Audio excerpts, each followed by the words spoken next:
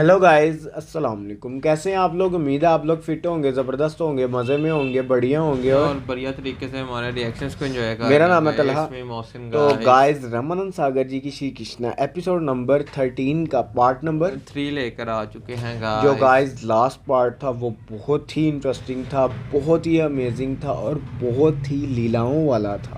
क्योंकि कृष्णा जी ने, लिटिल कृष्णा जी ने ब्राह्मण को सबक सिखा दिया था कि ब्राह्मण जब अधर्मी होते हैं तो उनके साथ होता क्या है। ब्राह्मण को भी मजीद सबक सिखाया जाना है, क्योंकि आपने देखे यशोदा मैया ने कहा ये कोई ब्राह्मण नहीं, ये ये कोई कोई चोर चोर है, ये है जो भगवान यहाँ का से हार। हार चोरी कर कर भाग रहा था। तो वहीं उन्होंने आवाज़ें दी और लोग इकट्ठा होना और शुरू अब होने ही लगे जब थे। व्यक्तियों ने, बाहर के व्यक्तियों ने अंदर आके जब इसे मांझा लगाना हाय है हाय हाय हमें, हाय हाय हाय। इसकी स्थिति और स्थिर हो तो जाएगी। कृष्णा जी ने बलराम जी से कहा तो था इसकी पतंग बनाएंगे इसको उड़ाएंगे। बड़ा मजा आएगा। हाँ तो तो गाइस गाइस, आप देखते हैं आगे हमें क्या क्या होने जा देखने रहा को है इस मिलने जा ब्राह्मण रहा के है। साथ। चलते हैं वीडियो की तरफ और देते हैं रिएक्शन।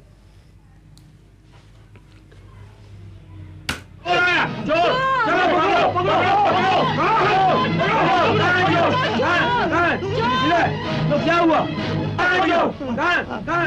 देखो, ब्राह्मण बनकर चोरी करने आया था। भगवान जी के गले से हार चुरा कर ले जा रहा था। ये मांझा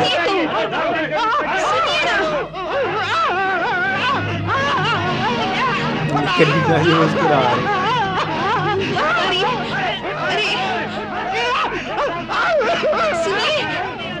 चोरी है, चोरी आप लोग। ऐसी होती है। ठहरिए, मारिए मत, छोड़िए उन्हें, हट जाइए। ब्राह्मण को मारते हैं आप लोग?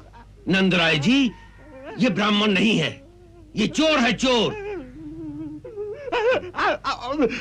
भगवान के गले का हार चुरा के भाग रहा था।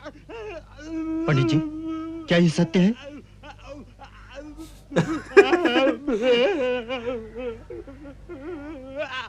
परंतु इनकी ये स्थिति कैसे हो गई?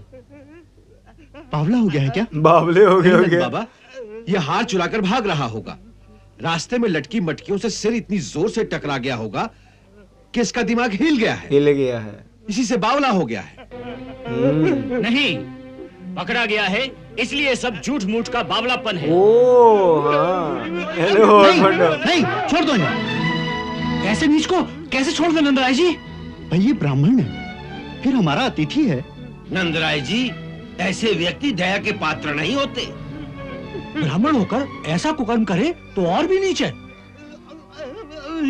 देखो भाई, नीच कोई अपनी खुशी से नहीं होता, उसके पीछे भी कोई कारण होता है। वाह। परंतु इसका क्या कारण है? आपने इसे घर में बुलाया, भाभी ने इसके लिए भोजन तैयार किया और ये हार चुराकर भाग रहा था। ऐसी नीचता का क्या कारण हो सकता है? इसका कारण है इसकी दरिद्रता। संसार में सबसे बड़ा दुख दरिद्रता है, दरिद्रता। और इस दुख के मारे मनुष्य कोई भी पाप कर सकता है। ये बहुत दुखी दिख रहा था, 2 दिन से भूखा था। धन को देखकर इसका धर्म डोल गया। ये सचमुच दया का पात्र है। और फिर ये भी तो हो सकता है कि स्वयं भगवान को इसकी दरिद्रता पर दया आ गई और उन्होंने ही इसके मन में यह हार उठा लेने की प्रेरणा दी। इन्हें जाने दो। जाइए ब्राह्मण देवता, प्रभु आपको क्षमा करे।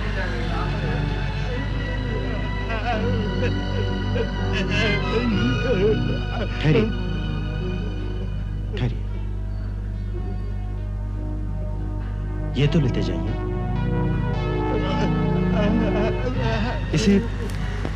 इसे दक्षिणा की भांति स्वीकार करें। हाँ, क्या बात है यार नंदराय जी की। इससे फिर आपको इस प्रकार का पाप करने की आवश्यकता नहीं रहेगी। सुनो, तुम इन्हें गांव से बाहर तक सुरक्षा पूर्वक छोड़ाओ, और हाँ, अपनी आंखें नीची रखना, जिससे इन्हें हीन भावना से दुख न पहुंचे। ओहो यार, है ये जानने की बिल्कुल चेष्टा न करना कि ये कहां जाते हैं। जाओ। अब ये जो ब्राह्मण है ये क्या मुख लेकर जाएगा कंस के पास? जो कुछ वो ले गया उसका ध्यान मत करना। उसे इन बालकों की न्यौछावर समझ लेना। हाँ, क्या बात है। नंद राय जी की सोच बहुत कमाल है, वो ब्राह्मण को बता गए, नहीं तो ब्राह्मण आज गया था।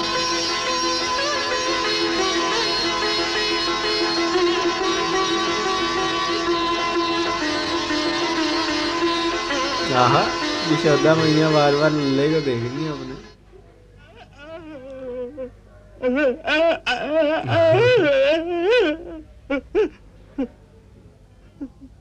अबे मूर्ख, अपने किए का फल पाकर ये इसके गुरु अब जी क्यों हैं। कुरला रहे हो? जब तुमने एक नन्हे शिशु की हत्या करने का संकल्प किया तो उसी क्षण तुम ब्राह्मण पदवी से गिरकर चांडाल हो गए। चंडाल हो गए। तुम मुझे अपना गुरु मानते रहे थे और जाते समय उस जघन्य कुकर्म के लिए तुमने मुझसे आशीर्वाद भी मांगा। इसी लज्जा के मारे मैंने अपनी प्रतिमा को गिरा दिया था, परंतु तुम उस संकेत को समझे नहीं और जाते जाते मुझे भी एक भव्य मंदिर का लोभ दे गए। हाँ। मूर्ख श्रीधर, तुमने मुझे अपना गुरु माना, परंतु मेरे आदर्शों का, मेरे विचारों का अनुसरण नहीं किया। मैं दैत्य गुरु अवश्य, परंतु मैं दैत्यों का गुरु इसलिए बना क्योंकि वो वीर है, बलवान है, प्रबल उद्योग प्रिय है, देवताओं की भांति केवल भोग विलासी नहीं। बिल्कुल। इसलिए मेरा यही प्रयास रहता है कि इन पराक्रमी दैत्यों के साथ देवता अन्याय न कर सके। परंतु इस बात पर भी ध्यान दो कि मैंने कभी उनके पाप कर्म में उनकी सहायता नहीं की। ये बात। राजा बलि परम वीर था, महत्वाकांक्षी था। उसे इंद्र विजयी बनाने के लिए मैंने उससे 100 यज्ञ करवाए, परंतु उससे बाल हत्याएं नहीं करवाई। देवासुर संग्राम में विष्णु ने उसका वध कर दिया, तो मैंने संजीवनी विद्या के द्वारा उसे फिर से जीवित कर दिया। ओहो, ये पहले बताया भी था। अपने यजमानों का कल्याण किया, परंतु उनके सामने विनीत सेवक की भांति हाथ जोड़कर नतमस्तक होकर उनकी आज्ञा की प्रतीक्षा नहीं की। ब्राह्मण आज्ञा देता है, आज्ञा पालन शूद्र का स्वभाव है। ब्राह्मण तेजस्वी होता है, लोभी नहीं।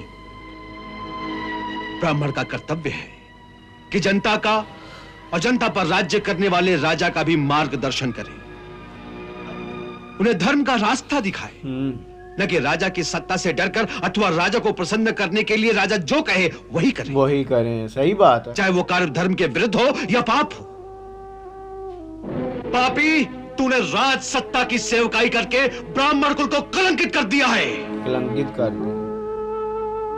ब्राह्मण तो उन भृगु के वंशज हैं जिन्होंने त्रिलोकीपति नारायण की छाती पर भी पैर से ठोकर मार दी थी। हाँ। तो ये राजमहल क्या है? ये राजमहल क्या है? एक मिट्टी का ढेर। सही बात है।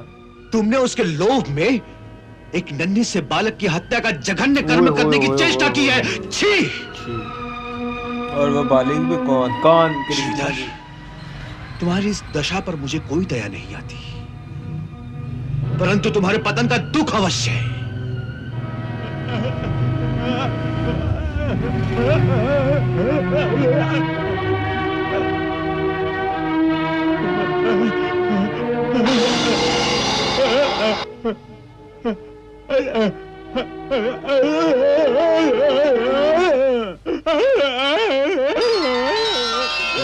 श्रीधर,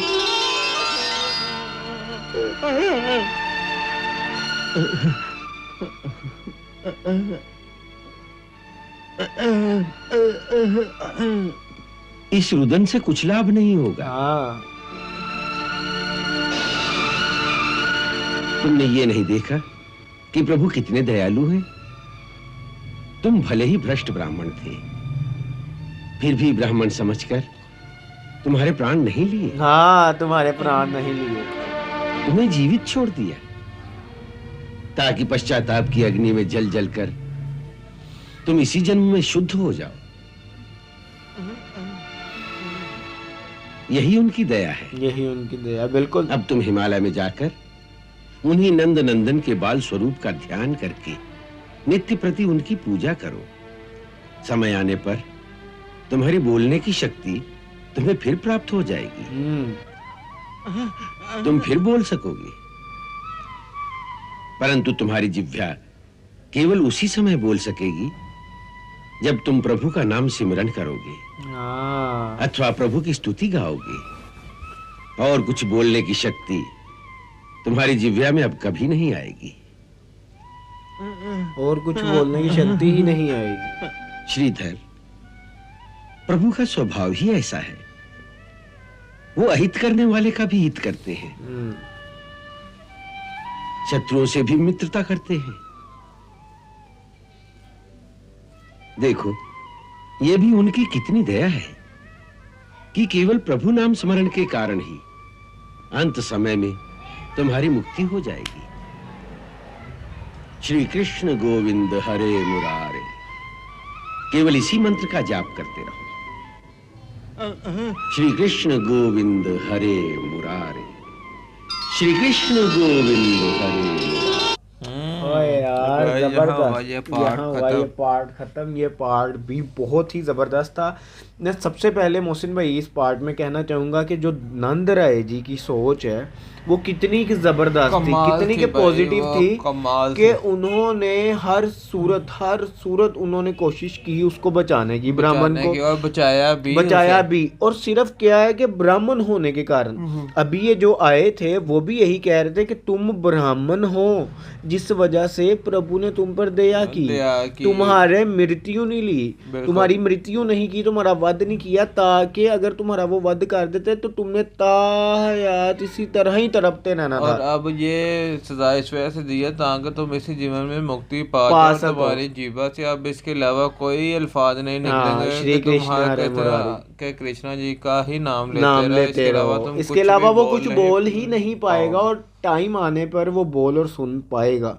और उसके बाद आप ये देखो कि नंद राय जी ने उसको लोगों को समझाया ना, वो देखे तरह भाई लोगों को समझाने के अलावा वो हार्ट भी दे दिया और ताकि तुम आए के बाद ऐसा कार्य करने का मत सोचो। और माता को कहते जो भी हमने दिया उसके बारे में ना सोचना, बल्कि हमने नजर उतारी है, लल्लाओं की नजर उतारी है। यार कमाल का पार्ट था कि किस तरफ जाती जा रही है ये रामानंद सागर जी की। उसके बाद आप देखे ना कि गुरु ने आके जब समझाया तो गुरु जी वाला उन्होंने कहा तुमने तो मुझे कलंकित कर दिया, तुमने तो ब्राह्मणों को कलंकित कर दिया। सूचना भी दी पर तुम नहीं समझ पाए और तुम एक नन्हे बालक की हत्या करने चले थे।